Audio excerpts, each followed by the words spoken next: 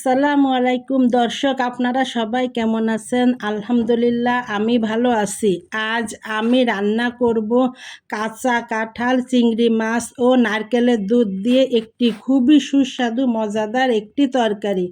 আপনারা বাসায় এই তরকারিটি রান্না করে খাবেন, দেখবেন আবারও খেতে ইচ্ছে করবে। আমি এই খাবারটি কিভাবে তৈরি করছি দর্শক, আপনারা ধৈর্য ধরে মনোযোগ সহকারে প্রথম থেকে শেষ পর্যন্ত দেখতে থাকুন, না টেনে। ইঁচড় বা কাঁচা কাঁঠালে প্রচুর পরিমাণে এ সি বি কমপ্লেক্স খনিজ উপাদান, পটাশিয়াম, ম্যাগনেসিয়াম, ক্যালসিয়াম, আয়রন এবং ফাইবার থাকে। নিরামিষদের জন্য একটি প্রোটিনের একটি চমৎকার উৎস, যা মাংসের বিকল্প হিসাবে খাওয়া হয়।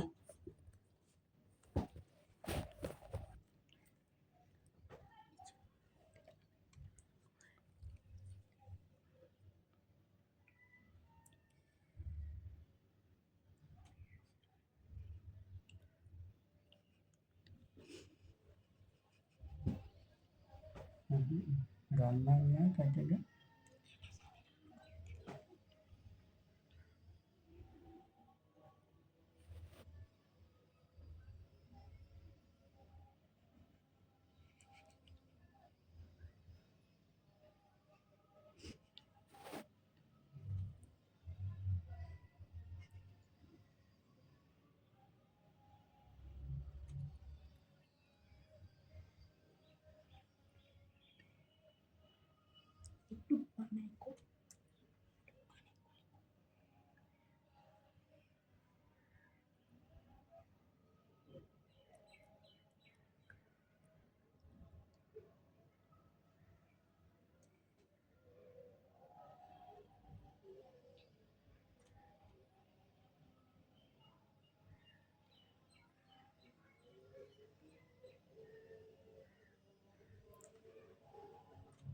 दूध को करने का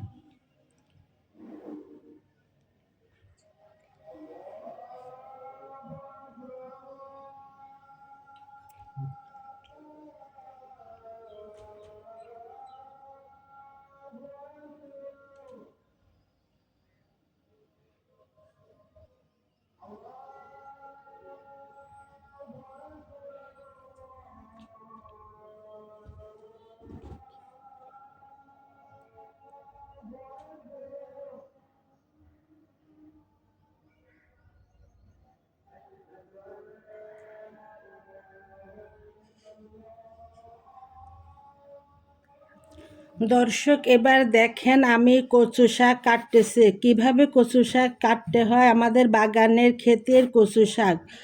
কচু শাকে পুষ্টিগুণে ভরপুর একটি সবজি।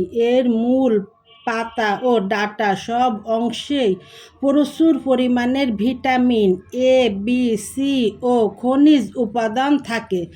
কচুতে রয়েছে প্রচুর ভিটামিন এ, যা দৃষ্টিশক্তি ভালো থাকে। এতে ভিটামিন সি থাকে, যা রোগ প্রতিরোধ ক্ষমতা বাড়ায়, এবং ভিটামিন বি থাকে। এতে প্রচুর পরিমাণের ক্যালসিয়াম, আয়রন, পটাশিয়াম ও আয়োডিন থাকে। কচুর আঁশ ফাইবার সমৃদ্ধ, যা হজম শক্তি বাড়াতে এবং কোষ্ঠকাঠিন্য দূর করতে সাহায্য করে। কচু শাক অনেক উপকারী একটি তরকারি। এটা আপনারা বাসায় তৈরি করে খাবেন। এটি প্রচুর ভিটামিন আছে এবং খেতেও খুব সুস্বাদু লাগে। কম দামের মধ্যে খুব ভালো একটা তরকারি। এটা আমাদের ক্ষেতের ডাঁটা। আমরা চিংড়ি মাছ দিয়ে আমি ডাঁটাটা রান্না করব। এটা একটা ভালো খাবার।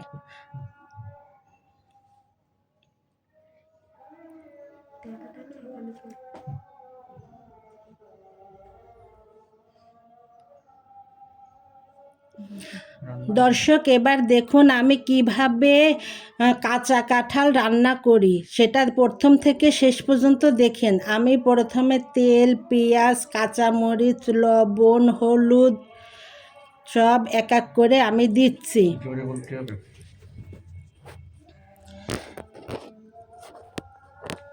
এবার আমি কাঁচা কাঁঠালটা সুন্দরভাবে কষিয়ে নেব।